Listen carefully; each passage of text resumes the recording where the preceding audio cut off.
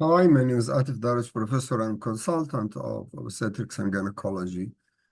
Many patients come to the clinics and asking about the role of coenzyme Q10 in fertility, and that's why I designed this lecture to summarize and highlight the current role of this coenzyme in the field of infertility. It's coenzyme because it is not enzyme. Enzymes are globular proteins, and it is non-protein molecule. Q, which means quinine, which is a biologic pigment. 10 is the number of the isoprene repeats in this structure. And there are many coenzyme Q, like coenzyme Q6, 9, and so on. Actually, the clinical significance of this of the construction of this coenzyme Q10 comes from having different forms, which are oxidized form, reduced form, and semi-oxidized form. And this oxidation reduction redox reaction can be changed from one form to the other. And the oxidized form is ubiquinone, and the reduced is ubiquinol. So you can read on the prescription or the medicine bottle, it is ubiquinone or ubiquinol, which is oxidized or reduced form. And this interchange between the different forms is important because it is an agent for energy production. So this is to facilitate ATP production from different redox action. This is the clinical importance of the three different forms. Actually, it is a fat-soluble quinone with a structure similar to vitamin K. What's the clinical significance of fat-soluble? It should be taken with meals, with fatty meals. And it is lipid-soluble nature, which allows it to have free mobility in the inner mitochondrial membrane. And actually, it is only vitamin-like compounds that is completely sensitized internally, and it is only lipid antioxidant that can be sensitized autologously. So the sources can be inside the body, endogenous, can be sensitized in all human cells, can come from vegetarian sources or from oily fish and organ meat. Where is the coenzyme Q10 in the body? It is inside the mitochondria. Where is the mitochondria? In the internal mitochondrial membrane. Where in the internal mitochondrial membrane? It is in the mitochondrial electronic transport chain. It is important for activation of the complexes, protein complexes in this mitochondrial electronic chain by a reaction of complex 1, 2, and 3. What is the value? It transports electrons, and this can lead to formation of energy, which is ATP.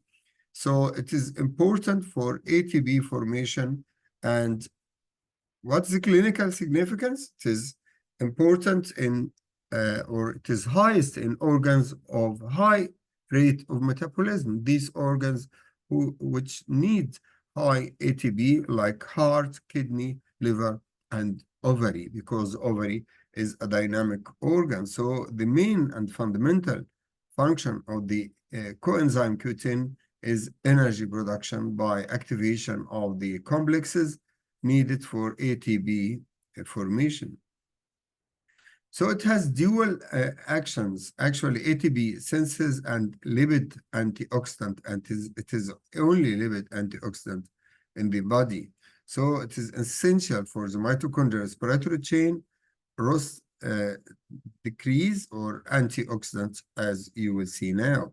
The role of coenzyme Q10 is synergistic with the vitamin E together, and it's not known the antioxidant function comes from which one of them.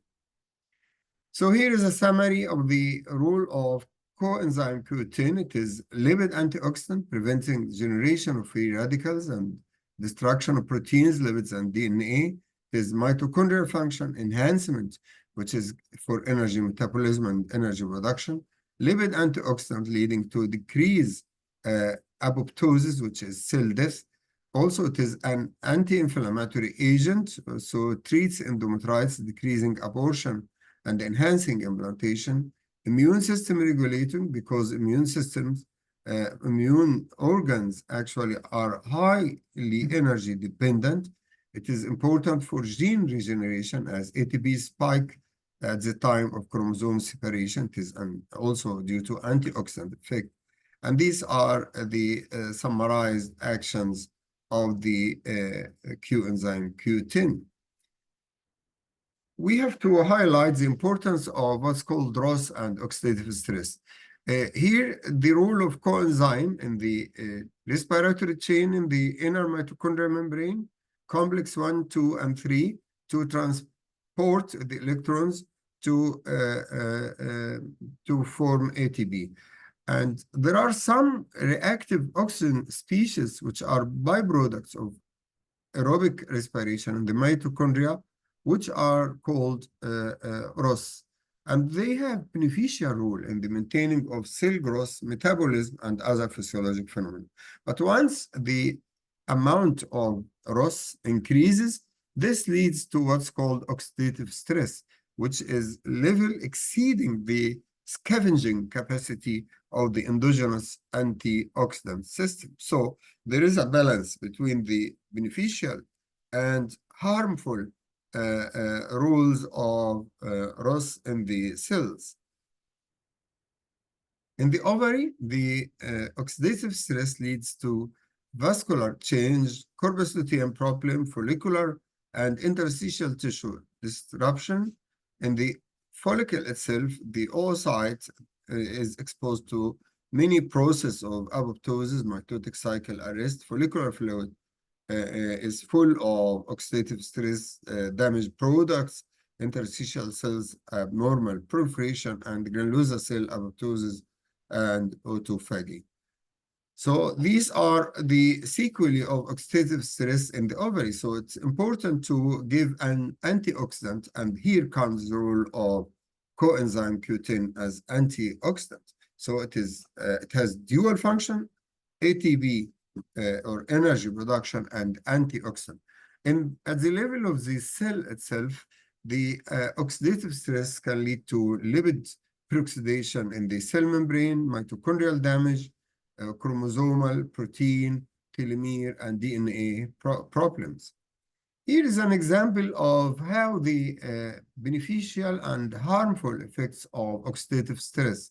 In the sperm, the middle piece is the site of the mitochondria. It produces some of ROS, and these ROS have some beneficial effects in the form of sperm capacitation, sperm hyperactivation, acrosomal reaction, and sperm oocyte fusion. But if the amount of ROS is more than the beneficial level, and this leads to oxidative stress, and oxidative stress leads to destruction or dysfunction of mitochondria, damage of lipid, proteins, and DNA. So internally or endogenously, there are some physiologic enzymatic factors that are anti-oxidative stress, and the most important is glutathione, but catalase and superoxide dismutase are other physiologic enzymatic factors, and non-enzymatic factors are coenzyme Q10 is an example of these non-enzymatic factors.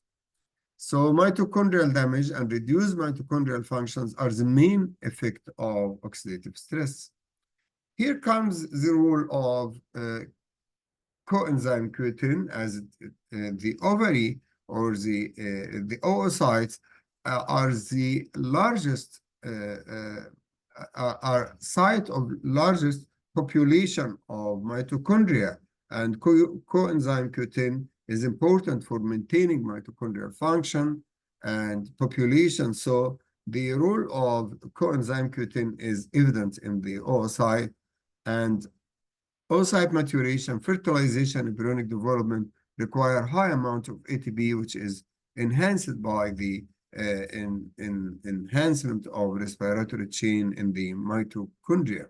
Any mitochondrial dysfunction will lead to inadequate supply of ATP. In the ovary, oxidative stress is the key that induces apoptosis of oocyte and granulosa cells, and depletion of the oocyte leads to a decline in fertility in addition to high inflammatory rate. And this figure shows you that the role of mitochondria and coenzyme Q10 is in acquiring optimal oocyte quality by means of ATP production and lipid antioxidant, which leads to ROS counteraction. So the coenzyme Q10 evidently can lead to increased oocyte quality by enhancing the effect on the mitochondria and supporting mitochondrial function.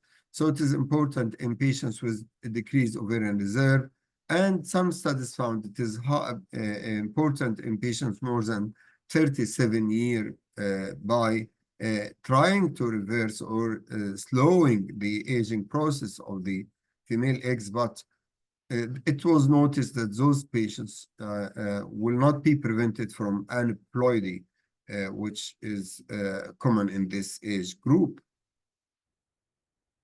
So can we use coenzyme Q10 in IVF treatments? Yes, it can improve the oocyte quality, promotes maturation, blastocyst formation, and embryo cleavage by the mechanisms already mentioned. And ultimately, it will lead to increased pregnancy rate. Also for implantation, it is important because there's an anti-inflammatory agent and minimize endometritis that disrupts the homeostasis and affect embryo implantation. What about ovarian aging? I told you it's important to reverse, or not to reverse, to slow down the ovarian aging, because aging is an irreversible, gradual, and continuous decline of physiologic functions. Regarding the ovaries, progressive decline in the number and quality of the oocyte. So giving such an agent like coenzyme Q10 is not anti-ovarian aging. It is trying to minimize or slow down the ovarian aging. And the ovary enters aging earlier and faster than any other organ in the body. If you compare it to the heart or the liver, the heart can work for 70, 80, or 100 years, but the ovary cannot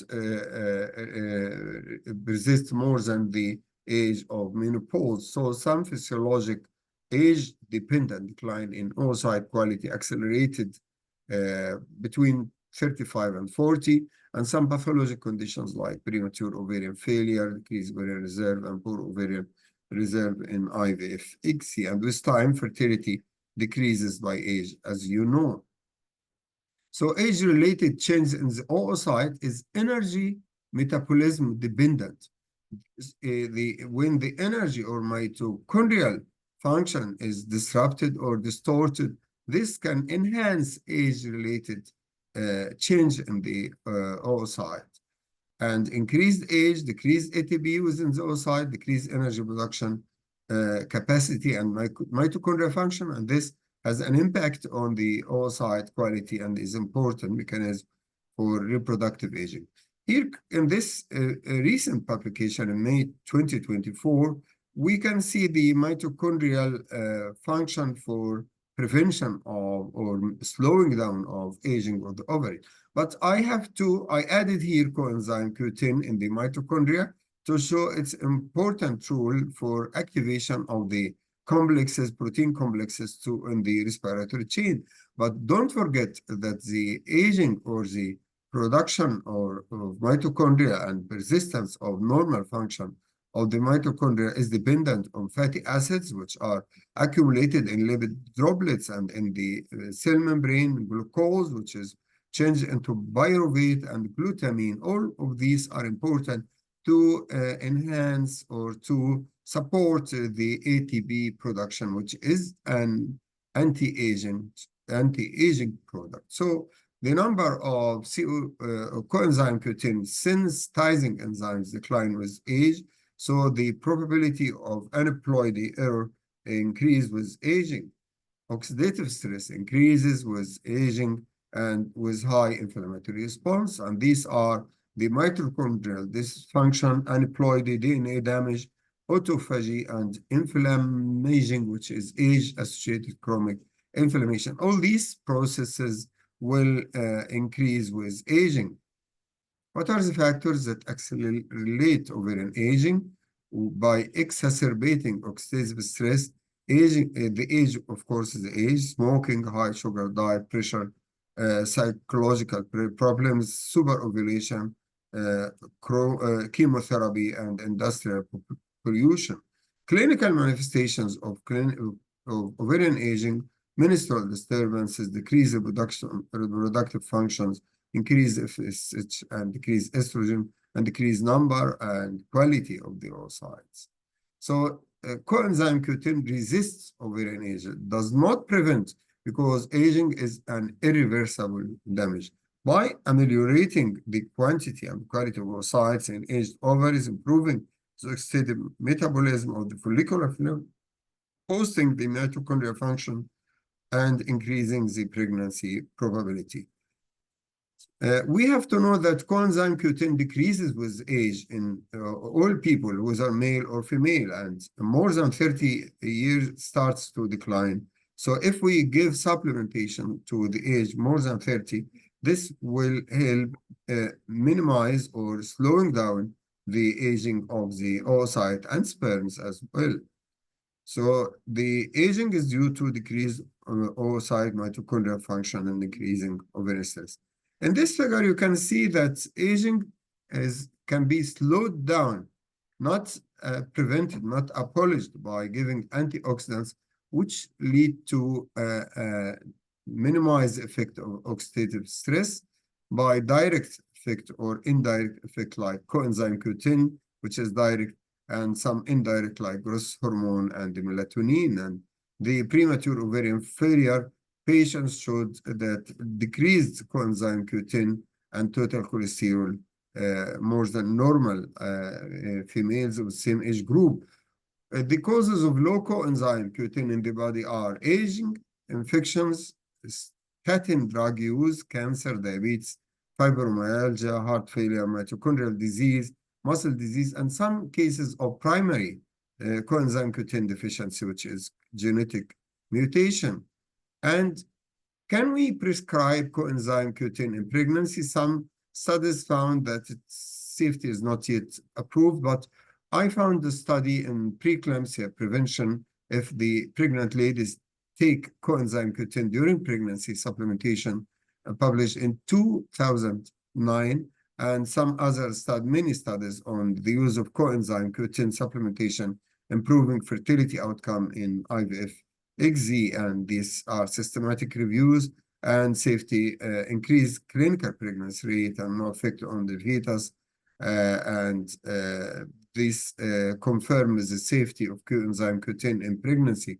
What's the dose? Usually it is from 100 to 600 for male and from female. Some studies found it can be less than this, but there is no universal agreement on the effective dose for coenzyme Q10.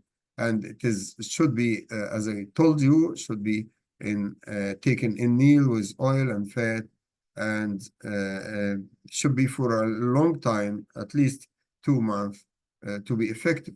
Don't forget for the males that the middle piece or the mid piece is mitochondrial site, which is abundant in coenzyme Q10. So if patient with decreased motility, we can give him coenzyme Q10, which enhance the mitochondrial function and respiratory chain in the mitochondria. And I told you this slide before that giving coenzyme Q10 decreases the oxidative stress. And what about the evidence? There is some beneficial effect on semen parameters, although randomized controlled trials are minority. And some studies found that if you give 400 milligram coenzyme Q10 per day for 3 months is much more better than giving 200 milligram to treat idiopathic oligoathenoteratospermia. And regarding IVF, many studies found improved in clinical pregnancy rate, in ovarian intrafollicle count, and other parameters. But you can see that there are different doses and different regimens and different durations of using of coenzyme Q10. So you will not expect to have a sharp recommendation coming from these randomized controlled trials due to heterogeneity of the studies and heterogeneity of the populations and drugs. So fertilization, blastocyst formation, and embryo quality are better indicators than implantation rate, and all of these are improved with coenzyme Q10. But unfortunately, for old patients, maybe too late to recover age-related oocyte deterioration leading to high aneuploidy rate. And after giving 400 milligram for some male patients, the improvement of semen parameters were found in some randomized controlled trials. Also, some systematic reviews on premature ovarian reserve, poor ovarian reserve, found that coenzyme Q10 showed better clinical outcome in the form of achieving pregnancy, lowering dose of gonadotrophins. So in conclusion, I would say that coenzyme Q10 is an essential endogenously formed and can be given as a supplementation, non-enzymatic pigment essential for as antioxidant and ATP production and maintaining mitochondrial function, and it is one of the most important fertility supplements, particularly improving semen motility and oocyte quality, abolishes or slowing down aging, fertilizing rate, improving pregnancy rate, live birth rate, and overall female fertility improvement. So the coenzyme Q10 may have some merit, and poor response to ovarian stimulation or for poor embryonic development were proved from these studies. Thank you.